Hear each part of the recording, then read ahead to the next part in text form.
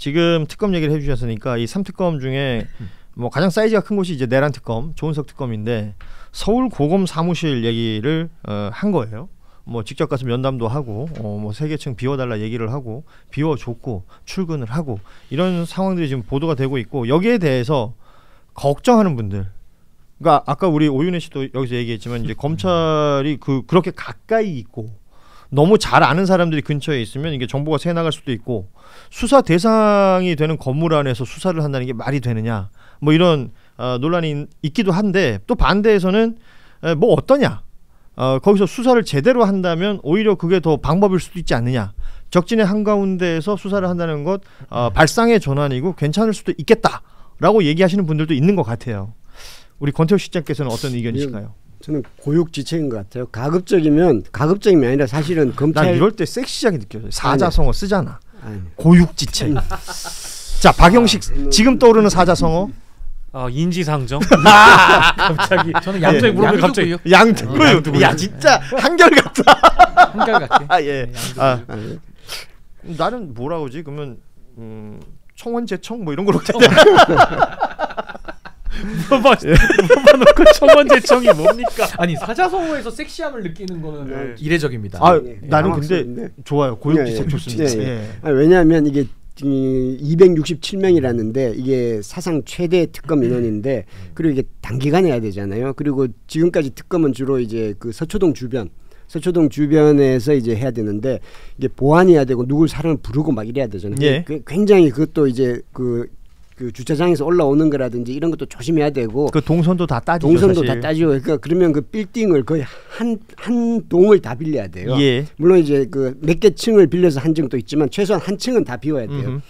강남에 아무리 요즘 뭐 공실 있다고 하지만 그런 빌딩을 쉽지 않죠. 딱 구하고 그걸 뭐 한 6개월만 단기 임대도 안 될 거고 참 쉽지 않아요. 쉽지 예. 않고 이게 100명 정도는 모르겠는데 267명 정도 되면 거의 빌딩 한 채를 다 빌려야 되는데 뭐 돈은 차치하고 이게 쉽지 않고 하다 보니까 이제 이게 마땅한 데가 없어서 그러면 우리 검찰에서 직접 하면 어떻겠냐라고 하지 않았을까 싶어요. 뭐 그러나 물론 할 수만 있다면 그 사실 아까 전에 이제 오윤혜 씨 얘기한 것 저도 잠깐 들었는데 이게 사실 뭐 이게 검찰을 믿지를 못하니까 이게 무슨 일이 벌어질지 모르니까 그리고 이게 사실은 특검에 들어오는 많은 검사들이 막 100명이 넘는 검사들이 있으면 그 스파이가 몇 명인지 몰라요. 그게 그러니까요. 웬만한 특별히 스파이 노릇을 하려고 하는 게 아니라 안에 있는 검찰들이 선배들이 다 뭐 이거 연결이 돼 있으니까 야 그거 어떻게 돼? 뭐 다 이렇게 물어볼 거 아니에요. 그러면 뭐 제가 말씀드리기 곤란한데 뭐 이런 거 같아요. 뭐 이렇게 얘기를 할 수밖에 없는 거고 셀 수밖에 없다. 뭐 그러니까 이제 그런 걸 하니까 사실은 검찰청이 안에 있는 거는 바람직한 건 아닌데 어쩔 수 없어서 이렇게 하게 된 게 아닌가라는 그런 생각은 해봅니다. 이게 걱정스러워 하시는 분들도 분명히 많고 그런데 이게 저는 그러니까 국민들이 그래서 감시의 눈 이게 중요하다. 그러니까 검찰을 아예 배제하고 이 특검을 운영할 수는 없을 것이다라는 거 아닙니까? 그들의 뭐 수사 역량이라든지 아니면 그 조직이라든지 그리고 지금까지 검찰 내부에서 어떤 형태로든 성에 차든 그렇지 않든 수사해왔던 내용들도 있을 것이고 이 부분은 뭐 부정할 수 없는 것이기 때문에 그래서 시민들이 또 언론이 눈 부릅뜨고 어떤 식으로 하는지 봐야 된다. 아까 우리 신은규 변호사 얘기하셨지만 그럼 검찰 수사를 이 검찰이 수사 대상이라는 건 이제 뭐 자명하게 밝혀진 거 아닙니까? 그러면 하냐 안 하냐? 하면 제대로 하냐 그렇지 못하냐? 아니 제가요 경찰을 그래도 검찰보다 좀 낮게 요즘 더 좋게 평가하는 이유가 뭐냐면 내란 터졌을 때 지금 보면 다 내란에 연루돼 있잖아요 결론적으로. 근데 경찰은 자신들의 수장인 조지호 총장 자기들의 손에서 그냥 구속시켰어요. 경찰은 가장 먼저 한 일 중에 하나입니다. 그리고 김봉식 서울청장 구속시켰고요. 물론 이제 그 다음에 또 내란과 연관된 인사가 또 서울청장으로 와서 문제지만 그건 뭐 경찰이 인사한 건 아니니까요. 근데 검찰은요 심우정 총장이 이 정도로 좀 개입이 돼 있는데 무슨 뭐 구속은커녕 아무 조사도 안 하지 않았습니까? 그러니까 검찰의 자존심 훨씬 심각하죠. 검찰은 훨씬 심각한데 전 아까 우리 실장님 말씀하신 대로 이런 매머드 특검을 3개를 동시에 해본 역사가 우리가 일단 없고요. 서초동 인근에서 보통은 이제 수사팀이 꾸려지기 때문에 이거 아마 임대 얻기도 되게 어려울 거예요. 현실적인 어려움이 있다고 저는 봅니다. 그렇기 때문에 장소가 사실 그렇게 본질적인 건 저는 아니라고 생각하거든요. 지금도 이재명 대통령께서 윤석열이 망쳐놓은 그 용산에 들어가 계시지만 일을 너무 잘하잖아요. 그러니까 장소라는 게 뭐 중요하지 않다는 건 아닌데 본질은 아니다. 그렇다면 저는 검찰청사도 사실 고검은 체계를 아시는 분들은 고검은 사실 많이 놀거든요. 거의 그렇죠. 고검에 가 있는 부장검사들 거의 사실 신문 보고 법무관들하고 매일 뭐 맨날 뭐 그런 얘기들이나 하고 이러고 있지 고검에서 별로 하는 일은 많이 없어요. 그러니까 수사가 실질적으로 진행되는 것도 다 중앙지검에서 하니까요. 기자도 고검엔 잘 안 가요. 근데 고검청사가 되게 크게 쓰거든요. 서초동 가보시니까. 그러니까 저는 고검에 몇 층 달라라고 한 요구를 저는 뭐 일견 타당하다고도 봅니다. 근데 다만 그 이유는 빨리 특검 시작하자는 거잖아요. 그럼 저는 조은석 특검이 빨리 시작하는 것도 중요하고 빨리 시작해서 특검보만 6명짜리인 내란의 그 대특검을 좀 만들어서 결국 그럼 어떻게 수사할 거냐. 심우정부터 바로 불러서 저는 구속수사 해야 된다고 보는 거예요. 그럴 의지가 있는지가 저는 조은석 특검에 대해서 좀 궁금하고 국민들이 이 정도로 지금 불신을 갖고 있기 때문에 저는 특검이 만약에 똑바로 일을 안 하면요 그분들 아마 이 국민적 저항 피해가기 어려울 겁니다. 그러니까 대통령도 이제 본인을 밝히기로는 국민들의 대리인이라고 계속 표현하시잖아요. 그러니까 이제 특검에 들어오시는 순간 우리 세금으로 어쨌든 비용 받는 분들이니까 당연히 이제 공직자의 자격을 얻게 됩니다. 그러면 파견받는 검사분님들뿐만 아니라 이제 개인적으로 변호사 하시다가 넘어오시는 분들 모두가 이제 공직자가 되시는 거잖아요. 그러니까 공적 감시를 받게 되는 겁니다. 근데 하물며 대검에서 파견받는 뭐 고검 검사급 이런 부장 검사들이나 이런 사람들이 만약에 이제 좀 나쁜 표현일 수도 있겠습니다만 윤석열 묻었거나 내란 묻었다라고 한다면요. 지금 이미 파견받을 검사의 이름이 언론에 다 이름이 나와 있습니다. 예. 어제 같은 경우에도 저도 뭐 인터넷 커뮤니티 몇 군데를 보면 조은석이 그럴 줄 알았다라든지 이제 굉장히 우려와 의심하시는 분들이 많아요. 네. 그런 우려들을 덜기 위해서라도 조은석 특검께서 실제 대검에서 파견받는 분들의 오해를 좀 불식시켜 주시려면은 정확하게 수사하시고 성과를 내시는 것만큼은 꼭 해주셔야 된다라는 말씀을 드리고 싶고 아까 경찰이 검찰보다 낫다라고 아까 우리 신인규 변호사가 말씀해 주셨는데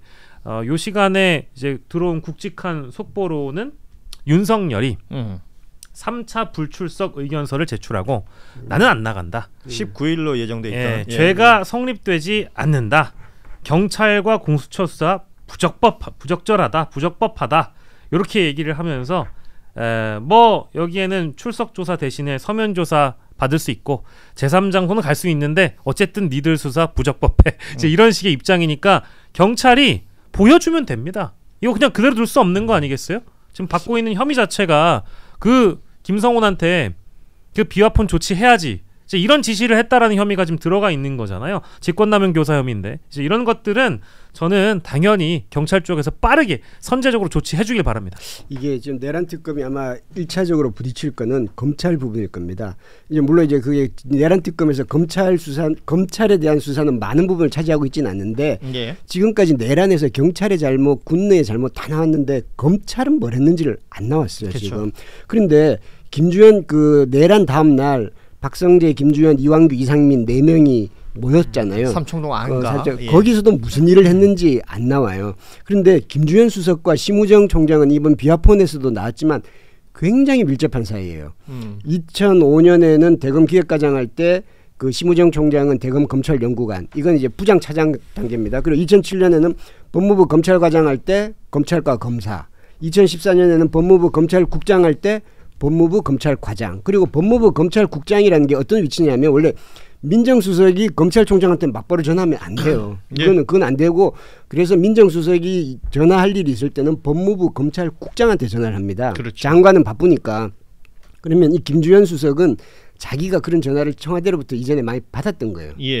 그런데 이걸 다이렉트로 하는 겁니다. 왜냐하면 심우정 총장은 너무나 자기가 아끼는 후배고 서울법대 후배이기도 하고 연수원 그도 하고 계속 같이 일했으니까. 그렇죠. 인연이 깊죠. 너무 친하니까. 그러면 12월 4일 날 만날 때 또는 12월 3일 날 내란 때 그 김주현 수석이 어디까지 개입됐는지 모르지만 심우정 총장한테 얘기를 안 했을까요? 이거 어떻게 하면 돼? 의논 안 했을까요? 이런 의구심이 나는데 지금 하나도 안 알려지고 있는 거잖아요. 그래서 이 부분이 아마 내란 특검에서 그리고 원래 그리고 김주현 수석이 주특기가 이건 주특기라고는 못하지만 외압하는 게 주특기였습니다. 2013년도에 박근혜 정부에서 법무부 검찰국장이었어요. 예. 아까 얘기했듯이 법무부 검찰국장이 주로 민정수석이 우병우 수석 민정수석이 전화 오면 그걸 가지고 얘기를 하는 건데 2013년에 국정원 선거 개입 의혹 그거를 이제 이렇게 외압 의혹을 했었고 2014년도에는 그 법무부 검찰국장이었으면 그 세월호 사건 예. 해경 123 청장을 업무상 과실치사 혐의로 이거를 그때 당시가 조은석 대검 형사부장이 업무상 과실치사로 구속시키려고 했어요. 예. 근데 그걸 막았어요. 그걸 막으래서 조은석 지금 특검하고는 조금 이제 그 악연도 있는데 뭐 그것과 상관없이 어쨌든 이런 식으로 예전에 자기가 법무부 검찰국장 때 그런 일을 했었고 그리고 이거를 심우정 총장한테는 다이렉트로 검찰총장 다이렉트로 하지 않았을까라는 의구심이 있는데 이 내란 특검에서 이 부분을 밝혀야 되는 거고 조은석 특검이 무슨 개인적인 악연으로서 뭐 수사를 더 열심히 하고 더 소홀히 하고는 하진 않겠지만 조은석 특검에 대해서 어느 정도 인정하는 부분이 이 사람은 좌도 우도 없고 우리 편 내 편도 없고 약간 그런 스타일이라는 평가를 받고 있으니까 아마 이 부분이 1차적으로 걸리게 될 상당한 이 장애를 넘어가야 될 걸로 봅니다. 그러니까 지금 말씀하셨지만 이 12월 3일 비상계엄으로 촉발된 이 내란 사태 그 중심에 윤석열 부부를 두고 보자면 대통령, 대통령실 그리고 국무위원들 그러니까 행정부 강요들이 되겠죠. 예.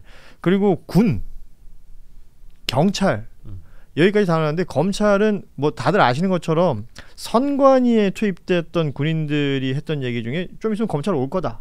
뭐 이 얘기까지 나온 게 사실은 지금까지 알려진 거의 거의 다였습니다.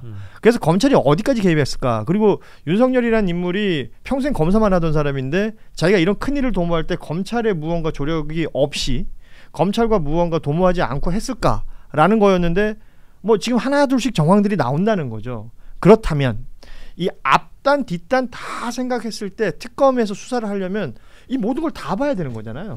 그래서 검찰 관련 수사를 어떻게 할 것이냐 그리고 관련해서 강제 수사가 진행이 될 것이냐 수사는 한다고 말은 하면서 아무것도 안 하고 있는 경우들 우리가 많이 봤단 말이에요. 그리고 이번 특검들은 아시다시피 국민들 앞에 브리핑을 해야 되잖아요. 그렇죠. 그 브리핑에서 나오는 내용들이 어떻게 나올 것이냐 이런 것들이 우리가 이제 세계 특검을 바라볼 때 일종의 리트머스 시험지가 되지 않겠느냐. 국민들의 열망과 국민들의 어떤 바람이 특검에 제대로 투영되고 있는 것인지 특검이 그걸 제대로 받아 안고 가고 있는 것인지 이런 것들을 좀 확인할 수 있는 방법이 되지 않을까 생각을 해봅니다. 저희가 뭐 사실은 검찰 얘기를 하면서 저는 사실 이 내란 관련된 주제 다루면서 항상 뭔가를 좀 빼놓은 것 같아서 좀 찝찝해서 뒤를 돌아보면 김태호 안보실장 늘 빠져 있었던 것 같아요. 그렇지 않나요? 뭐 그 얘기도 많이들 하시죠. 왜냐하면 안보실 2차장이라는 직책이 중요한 게 아니라 소위 말하는 그 실세, 그렇죠. 이런 표현들을 많이 썼기 때문에 왜 이렇게까지 연결되는 지점이 없을까? 그럼에도 불구하고 지금 비화폰 관련해서도 크게 나오는 게 없어요. 맞습니다. 그러니까 이런 부분들에 대해서 오히려 더 강력한 의심이 또 간다라는 부분도 있는 것이고. 지금 말씀드리는 순간 이제 우리 신인규 변호사가 사라졌습니다. 갑자기 뿅 하고 저도 잠깐 봤는데 뿅 하고 갑자기 증발했어요. 이 사람은 뭐 일종의 그 순간 이동 같은 거 하나. 그리고 보통 이런 경우에 하다못해 진행자한테 눈인사 정도는 하고 가거든요. 권태호 실장이랑 한참 얘기하다 보니까 애가 없어졌어. 다음 주에 이거 문제 제기하겠습니다. 정식으로 해주십시오. 그리고 뭐 시간은 사실 다 됐습니다만 짧게 한 2가지 정도만 더 얘기하겠습니다. 뭐 시간 괜찮아요? 박영식 평론가는? 저도 뿅 할까요 그러면? 몇 분까지 돼요? 40분이요. 오케이. 알겠습니다. 그러면 이 얘기 좀 하겠습니다. 국민의힘 새로운 원내대표가 선출이 됐습니다. 송원석 의원이고 지역구는 김천, 경북 김천이고 3선 의원인데 이게 저는 좀 주목해서 봤던 게 1차 투표에서 과반을 넘겨버려서 결선 투표 없이 마무리가 되어버렸어요. 1차 투표에서 득표한 수가 106명 의원 중에 60표예요. 그렇죠. 이 그냥 현상이 보여주는 함의가 있을 것 같거든요. 시간 없다니까 우리 박영식 평론가부터 한번 들어봅시다. 아니 뭐 이것은 이제 어쨌든 도로 친윤당이 됐다. 그러니까 저는 이미 언론에서도 친윤계라는 표현을 요즘에 잘 안 쓰려고 써요. 하더라고요. 구주류 맞아요. 구친윤 이렇게 쓰더라고. 예, 구주류의 어쨌든 지지를 받은 건데 그 구주류가 다시 주류가 되고 싶다라는 몸부림 아니겠습니까? 그러니까 이게 그들이 주류가 되려면 근데 당연히 사이즈는 줄어들 수밖에 없는 거 아니에요? 그러면 이거는 오히려 소위 말하는 쇄신, 네. 뭐 개혁 이런 거랑은 멀어지는 거 아닙니까? 거리가 멀고요. 사실은 이 국민의힘의 가장 큰 문제는 제가 기억하기로는 TK 출신 당대표라든지 TK 출신 원내대표가 너무 많이 됐어요. 비중으로 따지고 보면 아마 꽤 많을 겁니다. 늘 그랬던 것 같아요. 뭐 거의 3분 빼고 다. 거의 그죠? 3분의 2 이상이죠. 2명 빼고 다. 8명씩 2명 뺐으면 6명이 그러니까 TK 출신 원내대표가 하는 거잖아요. 그러니까 그게 주는 의미가 결국에는 당내 지역 뭐 안배라든지 개파구도 측면에서 보자면 여전히 이 어떤 그 영남 기득권 쪽에서의 세력이 늘 이렇게 활개를 친다라는 것인데 이번만큼은 좀 바뀌어야만 이 세력 구도가 바뀌어야만 당의 쇄신을 좀 기할 수 있겠다라는 생각은 듭니다만 결국엔 송원석 후보를 택한 거잖아요. 원내대표로 뽑았다라는 것은 차기 김 비대위원장도 곧 물러나게 될 것이고 전당대회를 통해서 결국엔 또 이제 친윤계 당대표가 뽑힐 가능성이 높다 보니까 국민의힘이라는 정당은 쇄신을 통해서 바뀌기보다는 영남 자민련 수준으로 쪼그라든 길을 더 택해버렸다라고 생각 들어서 저는 앞으로의 지방선거가 국민의힘은 계신 분들은 굉장히 큰 걱정이 들 것 같아요. 왜냐하면 지방선거는 전국 단위 선거기 때문에 영남 지역만 보고 할 수 없는 거잖아요. 근데 이렇게 되다 보면은 당연히 내란과의 손절, 윤석열과의 이별 이게 안 되는 상황에서 출발하는 거여서 아무리 송원석 원내대표께서 당선 인터뷰를 하실 때 과거를 잊자라는 식의 인터뷰를 하셨지만 저는 그걸 그대로 믿지 않습니다. 앞으로도 아마도 대여 투쟁 그리고 이재명 투쟁을 하면서 이 결국엔 당은 체제 개선이 안 될 것 같아요. DNA는 그대로 갈 것이다라고 예측해 봅니다. 그렇습니다. 지금 저 이야기를 대부분의 이제 분석이 비슷하게 나오는데 우리 권태우 실장께는 이것 좀 여쭤볼게요. 그러면 한동훈 전 대표는 어떻게 됩니까? 한동훈 전 대표? 예. 나오고는 싶을 텐데 나오기가 쉽지 않을 겁니다. 이게 지금 나와봤자 어차피 이제 안 되는 거를 또 숫자로 다시 한번 파악했거든요. 그럼 계속 라방을 해야 되는 건가요? 아마 그 어떤 지각 변동을 지금 계속 모색을 하고 있을 텐데 또 안 나올 수도 없고 지금 국회의원도 아니기 때문에 이게 아까 전에 잘 설명 방식 평론가께서 잘 설명해 주셨는데 지금 현재 106명 중에 그러니까 그 국민의힘 의원이 다 107명이죠. 그 지역구 90명 중에 수도권은 19명밖에 안 되고요. 그렇죠. PK, TK 합하면 이게 3분의 2입니다. 그렇죠. 그러면 앞으로 선거하면 무조건 영남이 되는 거예요. 무조건 영남이 되는 거고 그리고 수도권 19명 중에도 그 따져보면 그 고향이 TK인 사람도 또 있습니다. 그러니까 그래서 지금 현재 이 한동훈계라고 지목된 한동훈계라고 분류되는 건 한 20명 남짓됩니다. 그런데 이번에 이제 송원석 의원이 당연히 된다고 생각했었어요. 다 된다고 생각했는데 그래도 결선까지 갈 거다라고 생각했어요. 왜냐하면 PK 출신의 이현성 의원이 와서 이렇게 표를 좀 갈라먹고 그래서 한 54표 이상을 받아야지 1차에서 되는 거죠. 그렇죠. 60표를 얻어버리니까 의원들도 아마 조금 놀랐을 거예요. 아 이게 TK 쪽이 완전히 그쪽으로 대세구나. 그쪽으로 힘이 쏠리는구나. 그러면 더 그렇게 가게 돼요. 특히 뭐 의원들이 다 그렇긴 한데 국민의 의원들은 더 그래요. 이렇게 대세다. 저쪽이 힘이 쏠린다 하면 다 그쪽으로 다 따라가요. 네네.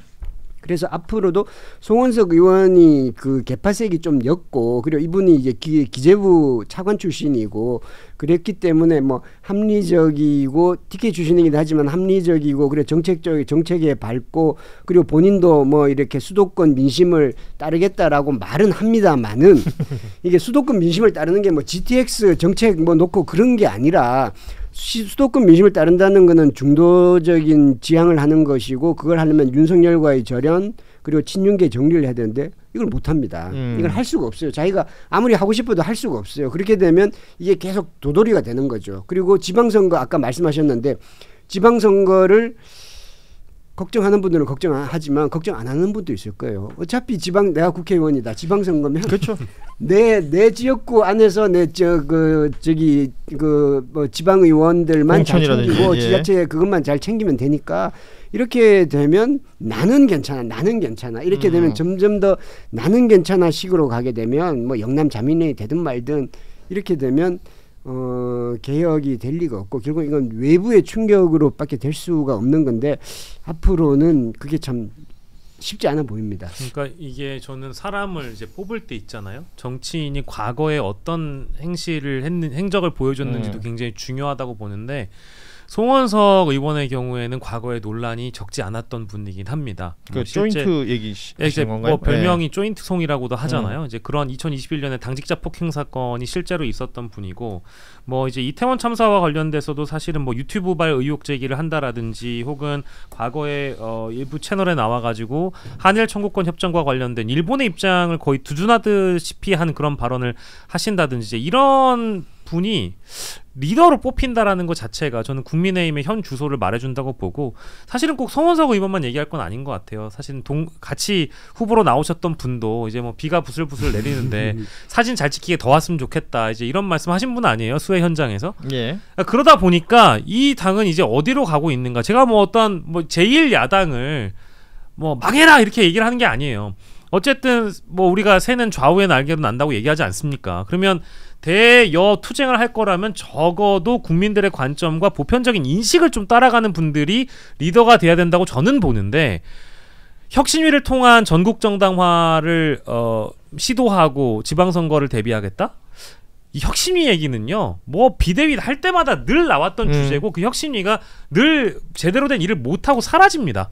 근데 이번에도 뭐 송원석 후보가 그 당선되기 직전에 얘기하셨던 거 보니까 그냥 돌림 노래 같은 거예요. 새로울 게 하나도 없는 거예요. 근데 그런 분을 또 뽑았잖아요. 그러니까 이런 걸 보고 나면 답답합니다. 어떻게 전국 정당화를 한다라는 건지 답이 안 보여요. 그러게 말입니다. 전국 정당이라는 게 목표가 되는 정당이라면 이거 곤란한 것 아니겠습니까? 말씀하신 것처럼 대한민국 1야당인데 그 1야당이 어찌 보면 집안 단속 부터 시작해서 향후에 있을 전국을 운영해가는 또 한쪽의 축으로서 어떤 역할을 해줄 수 있을까?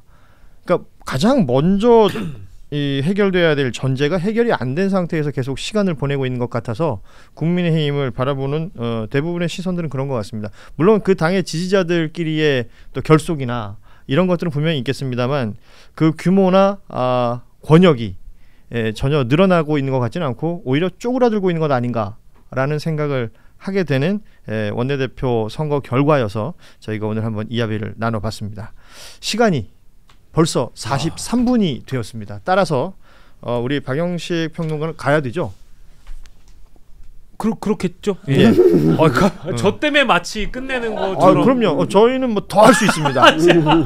저희는 더 할 수 있어요. 시간 되시잖아요. 예. 저 때문에 끝내는 것처럼 말씀하시면 누가 안 끝내도 누가 뭐라 그럴 사람은 없어요. 근데 뭐 일정이 있다 그러니까 뭐 어떻게 하겠습니까? 끝내야죠. 증발한 사람도 있는데 왜 1시간 15분 있었던 나한테 할 얘기는 많아 지금. 많은데 끝내는 거야 지금. 예. 아무튼 함께해 주신 우리 박영식 평론가, 우리 권태일 실장님 고맙습니다. 또 다음 시간에 뵙도록 하고 뉴스다이브도 오늘은 여기서 마무리하겠습니다. 저희는 내일 오후 3시 30분에 다시 찾아뵙겠습니다. 고맙습니다. 예, 고맙습니다.